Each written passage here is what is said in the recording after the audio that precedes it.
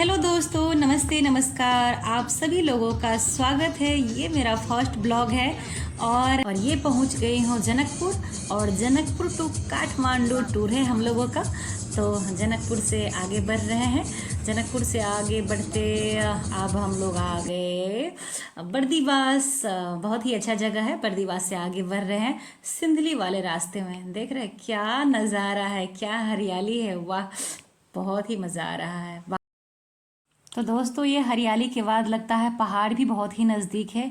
तो चलिए ले चलते हैं आप लोगों को पहाड़ों में। तो ये देखिए दोस्तों, हम लोग पहुंच चुके हैं पहाड़ों में। वाह, क्या नज़ारा है। वाकई बहुत ही खूबसूरत लग रहा है। और इस बड़े बड़े पहाड़ों के बीच ये छोटा छोटा घर कितना खूबसूरत लग रहा है। मन तो होता है यहीं बस जाओ। तो दोस्तों, मौसम और भी सुहाना बन चुका है। मतलब बादल भी लगा हुआ है, लग रहा है बारिश होने वाली है।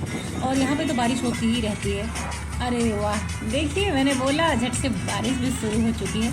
आप लोग देख सकते हैं और भी मौसम का आनंद आ रहा है। तो दोस्तों, आगे एक नदी दिख रही है, वहाँ उतर के हम लोग मस्ती करने वाले हैं।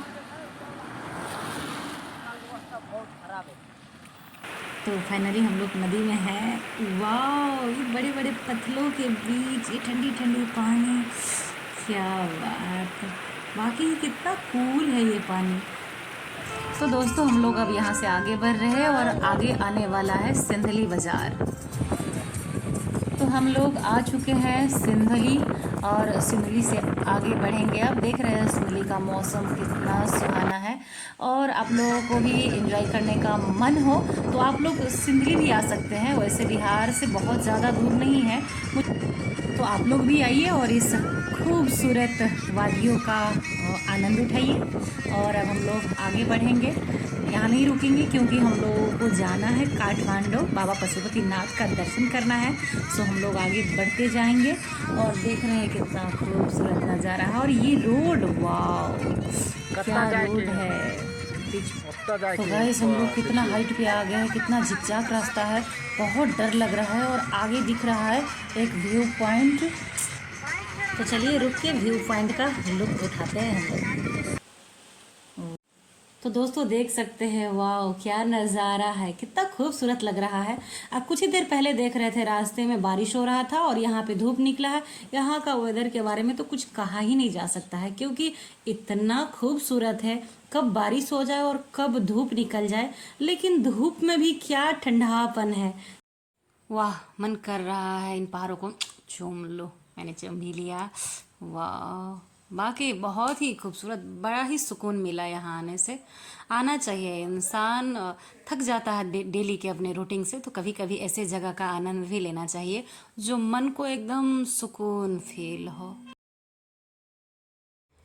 हाँ तो दोस्तों, मुझे तो बाकी बहुत ही अच्छा लग रहा है।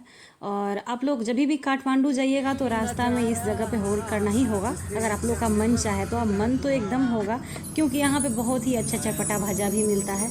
और देखिए, अब हम लोग यहाँ से आगे बढ़ चुके हैं और आगे और भी बादल लगा हुआ है। बहुत ही खूबसूरत लग रहा है, देख पा रहे हैं आप लोग। और रास्ता का तो कोई जवाब ही नहीं, इतना बेहतरीन रोड है। और भूख भी लग रही है। आगे देखते हैं कहीं भी खाने का व्यवस्था रहेगा या होटल कोई भी मिलेगा तो वहाँ हम लोग रुकेंगे और वहाँ पे पहले पेट पूजा करेंगे। तो चलिए मिलते हैं खाने पे।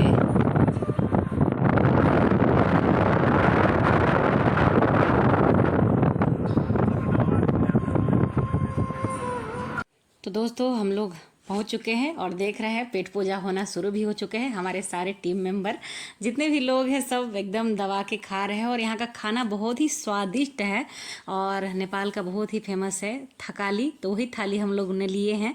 और थकाली में भरपेट जो भी खाइए सब फ्री मिलता है, एक साथ आपको जितना खाना है। और देख सकते हैं एकदम शुद्ध शाकाहारी खाना में क्या सब है। ये हो गया आपको साग। नेपाल में आप जाइएगा तो साग अनिवार्य मिलेगा हर खाना में।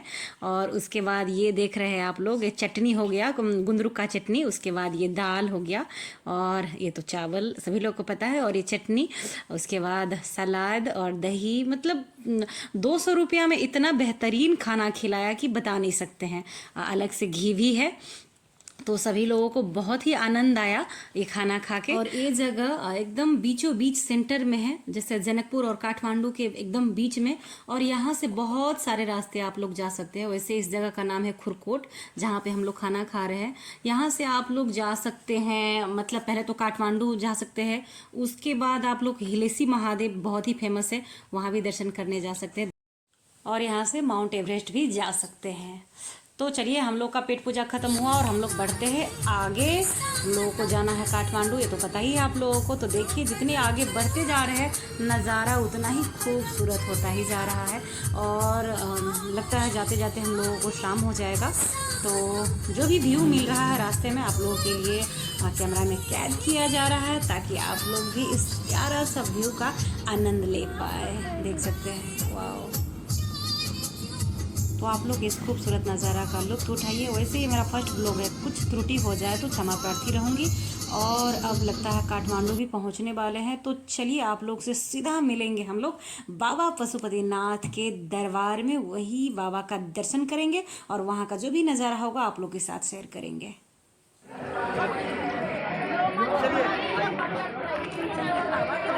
दर्शन कर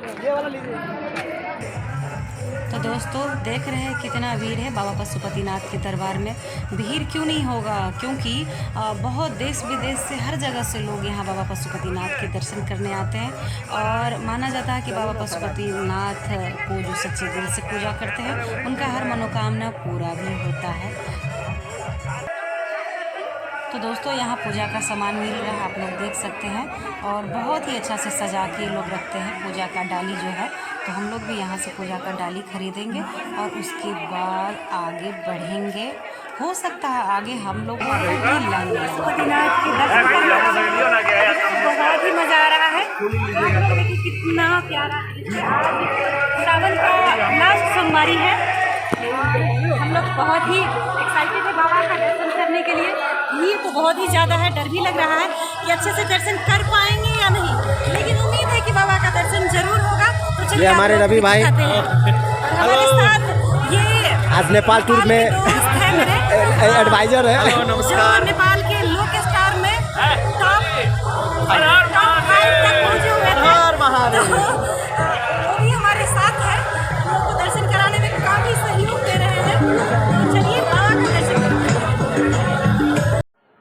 तो दोस्तों, फाइनली हम लोग लाइन में लग चुके हैं। आप लोग देख पा रहे हैं, लाइन देख रहे हैं कितना लंबा है। और देख रहे हैं ये वीडियो बना रहे हैं वैसे यहाँ वीडियो बनाना अलाउ नहीं है, लेकिन फिर भी हम लोग चोरी छुपे वीडियो बना ले रहे हैं। ओम नमः शिवाय, ओम नमः शिवाय। और हमारे सभी साथियों ओम नमः शिवाय जाप कर रहे हैं और बाबा का जल्दी दर्शन करना चाह रहे हैं। और देख रहे हैं आप लोग, बाबा का जो मंदिर है पशुपतिनाथ जी का, वो भी हम लोगों को दिख रहा है। तो दर्शन करने के लिए हम लोग काफ़ी बेताब है।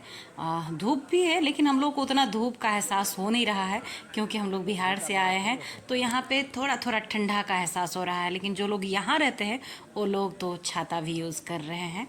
तो सामने बाबा का मंदिर है, तो आगे आप लोगों को बाबा का दर्शन करने के बाद मिलते हैं। बाबा का दर्शन हो गया, बहुत देर 2-2.5 घंटे के लंबे लाइन के बाद बाबा का दर्शन अभी बाहर से ही करना पड़ा, लेकिन बाबा को देख पाए अच्छे से, हम लोग दर्शन कर लिए। जय पशुपतिनाथ।